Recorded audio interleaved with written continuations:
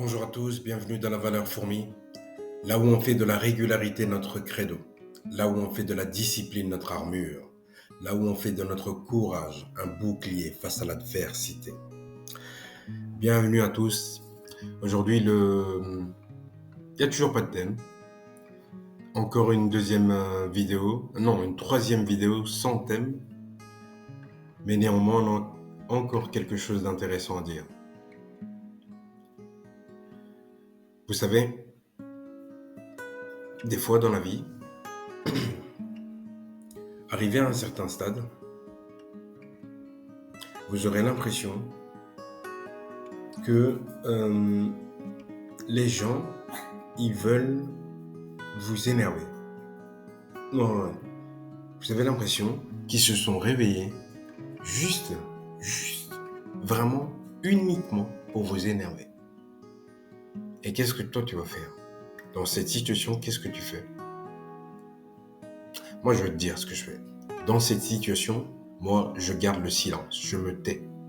Quand je vois qu'une personne veut absolument, que ce soit ta compagne, que ce soit ton ex, que ce soit n'importe qui veut absolument que tu te mettes en colère, garde ton calme.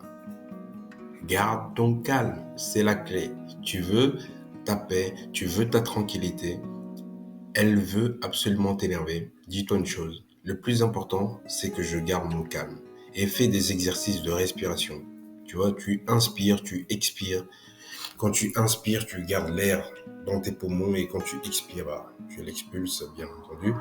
Mais ça va te faire du bien. Ça va te permettre d'avoir les idées claires. Ça va te permettre aussi, surtout, de pouvoir maîtriser ce sentiment, tu vois, ce sentiment qui te donne envie de tout exploser. C'est important, sincèrement, parce qu'il y a des gens, j'ai l'impression qu'ils ont été envoyés juste pour t'énerver. Tu t'es réveillé. Ils se sont réveillés. Juste pour te niquer ta journée. Je sais pas, il y a des gens comme ça. Par exemple, t'es au volant, t'es en train de conduire, il y a un mec, de nulle part. Et voilà. Il est là. Il commence à faire des gestes, des trucs, des grands trucs, des grands gestes, des grands signes. Il commence à t'insulter. Tu dis, mais qu'est-ce qui lui arrive? Non, mais c'est rien, t'inquiète pas. Il lui arrive rien en fait à lui. C'est juste que lui, il a été envoyé pour t'énerver. Et à chaque fois que tu perds le contrôle de toi, dis-toi, t'as perdu. C'est un jeu en fait. La vie est un jeu. Voyons les choses tel un jeu. C'est un jeu. Quand tu perds le contrôle de tes émotions, le contrôle de toi-même, regarde combien de temps il va te falloir pour revenir dans ton état de paix et de calme. Combien de temps après une explosion de colère? Combien de temps? C'est quoi le laps de temps qu'il te faut pour atteindre ton calme? Le calme dans lequel tu étais avant que ce mec ou cette femme se manifeste. Regarde un peu. Pose-toi la question. Si par exemple tu as la tendance comme moi à méditer, tout ça, à être au calme, zen et tout ça, demande-toi combien de temps il me faut pour maintenant, pour me sentir dans un état de calme avant l'incident. Tu verras qu'il te faudra beaucoup de temps. La colère, c'est nocif. La colère, le fait de se mettre en colère, c'est quelque chose, ça te ralentit. Toute la progression que tu as fait depuis le début, ça te ralentit. À chaque fois que tu t'énerves, tu crées d'autres situations conflictuelles dans le présent et surtout dans le futur. Ça ne sert à rien. La colère, c'est un ennemi. J'ai déjà tourné une vidéo là-dessus, mais je veux approfondir ça. La colère, c'est vraiment quelque chose, ça nous met dans des états, on perd le contrôle de notre personne. Tu vois? Moi, la colère, je le vois comme si je voyais, je vois un cercle rond. Pas la colère, mais je veux dire, le calme, c'est un cercle rond. Tu vois, un beau cercle rond. Et quand tu es en colère, quand tu te mets en colère, ce cercle, il devient difforme. Tu vois? Il devient difforme avec des pics. Tu vois? Des pics. Et, euh, et du coup, je me dis, je préfère être dans ma bulle et dans mon cercle rond dans ma sphère plutôt, que d'être dans un état disforme. Parce que la colère, ça te met dans un état... La colère, franchement, ça te met dans un état vraiment lamentable. Parce que tu n'as plus le contrôle de rien, en fait. Tu penses, tu ressasses. La colère, c'est notre ennemi. Sincèrement, il faut qu'on l'accepte. La colère, c'est notre ennemi. Si tu ne le savais pas encore, dis-toi bien une chose. Chaque fois que tu te mets en colère, tu perds le contrôle. Chaque fois que tu cries, chaque fois que tu... Tous ces trucs. Essaye de garder le calme. Je sais qu'on a la tendance de dire que oui, ah oui, le terme c'est impulsif. Je suis impulsif, ça me prend comme ça. Ouais, d'accord, ok. Non mais, écoute, il y a d'autres personnes impulsives, il y a d'autres gens, d'autres êtres humains impulsifs, mais néanmoins qui gardent leur calme. Tu vois ce que je veux dire? Encore une fois, il ne s'agit pas ici de se trouver des excuses. Il s'agit juste de faire face à qui on est. Je suis quelqu'un de colérique, je vais faire le travail pour être plus zen. Quitte à trouver des solutions, quitte à faire de la méditation, quitte à faire du yoga, quitte à faire quelque chose, à la fin de l'année, je veux être plus calme. Je veux avoir plus de contrôle sur mes émotions. C'est ça en fait. C'est le but, hein.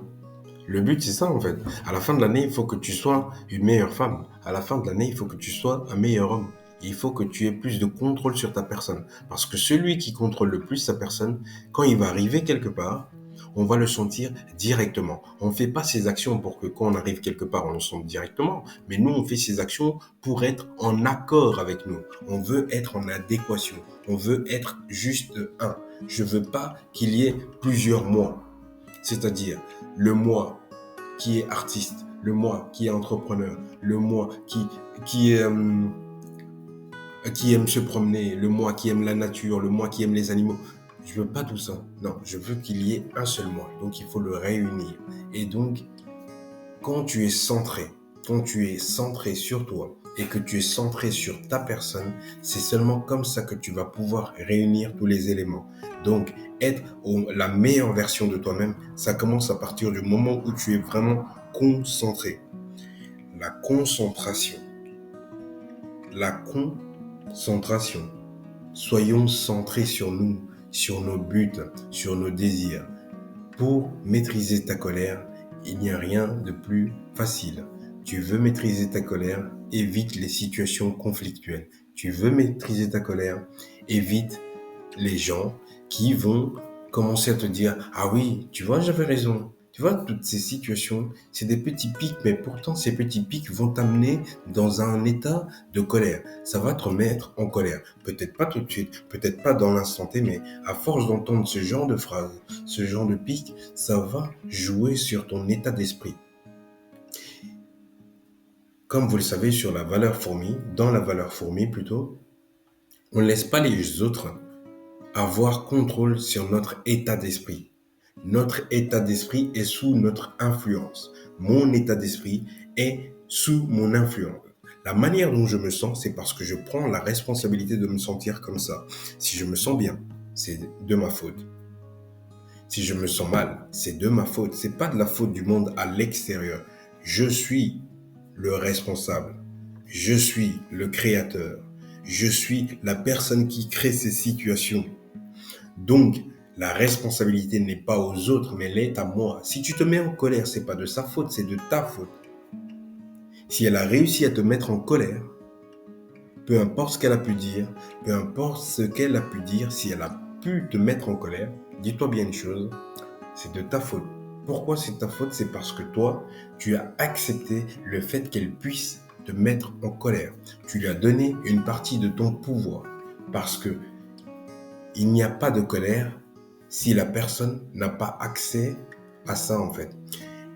Comment on peut te mettre en colère si la personne, elle est à l'extérieur de toi? Elle va te dire des choses, ok, mais libre à toi de les écouter ou non, ou même de les ignorer carrément. Ignorer les gens qui veulent vous mettre en colère. Ça va encore plus les énerver. Ignorez-les. Ignorez-les, ça ne vaut pas la peine. Tu sais, des fois, il y a des gens, ils font des excès de zèle pour rien, en fait. Tu lui poses simplement une question, la personne commence à s'exciter. Mais tu dis, ok, très bien, je comprends. Et puis tu te tais. Voilà. Tu te tais, ça sert à rien. Le je comprends, c'est juste pour te dire à toi-même, ah ok, ah, cette personne-là, elle veut se disputer. Peut-être qu'elle a mal dormi, peut-être que... Enfin, peu importe les raisons, mais... De toute façon, peu importe les raisons, c'est pas une raison pour chercher la merde, quoi. Moi, je parle de ce principe, hein, écoute. Voilà. Mais en ce qui concerne la colère, l'idéal, c'est de méditer. L'idéal, c'est de faire des choses zen. L'idéal, c'est de marcher. L'idéal, c'est de prendre du temps pour toi, pour t'analyser, pour te comprendre profondément. C'est pour ça que je disais récemment que la solitude, c'est quelque chose d'utile. La solitude est utile pour toi. Mais tu refuses d'aller dans la solitude. Mais c'est dans cette solitude que tu vas pouvoir savoir qui tu es au juste. Qui es-tu?